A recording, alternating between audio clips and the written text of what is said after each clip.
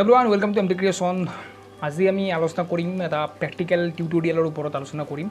যে টিউটোৰিয়েলটো এনেকুৱা ধৰণৰ মোক বহুতে ৰিকুৱেষ্ট কৰি আছিল মোক কমেন্টত যেতিয়া মই NRC ভিডিও বনাইছিলো NRC মই এইবিলাক প্ৰসিডিউৰ ওপৰত মই ভিডিও বনাইছিলো বিভিন্ন ধৰণৰ ভিডিও বনাইছো মই NRC ওপৰত তো আজি ভিডিওটো এটা NRC ওপৰত বেছ এটা ভিডিও হ'ব এটো এটা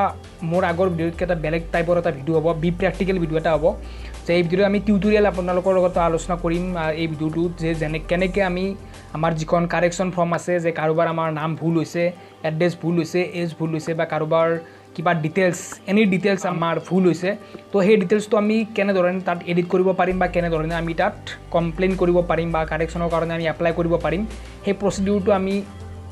বি প্ৰ্যাকটিক্যালি আমি আলোচনা কৰিম যে কাৰেকশ্যন ফৰ্মখন আমি কেনেকৈ ফিল আপ কৰিম বা কাৰেকশ্যন ফৰ্মখনত আমি কেনেকৈ ডাটাখিনি আমাৰ কাৰেক্টলি আমি প্ৰভাইড কৰিব পাৰিম বা কেনেকৈ আমি সাবমিট কৰিব পাৰিম সেইখিনি আমি এই ভিডিওত আলোচনা কৰিম তো বলক আমি মোৰ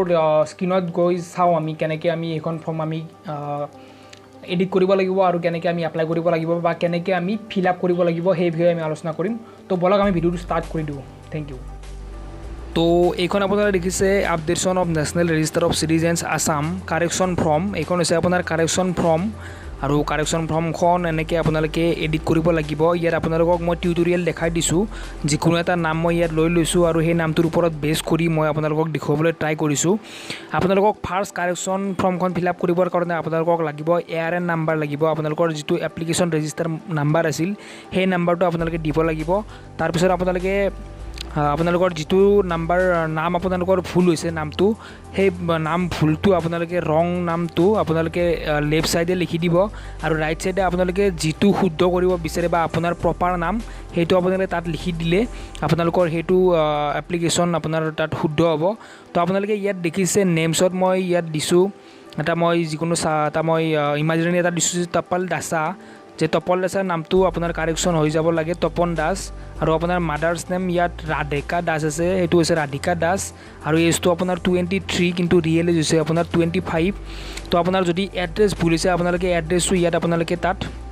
এডিট কৰিব পাৰিব আপোনালোকে লেফ্ট সাইডত আপোনালোকৰ যিখন ড্ৰাফ্ট লিষ্টত আপোনালোকৰ আহিছে সেইদৰে আপোনালোকে লেফ্ট সাইডত তাত এণ্টাৰ কৰিব বা লিখি দিব আৰু আপোনালোকৰ ৰাইট সাইডে আপোনালোকৰ কাৰেকশ্যন ডিটেইলছটো লিখি দিব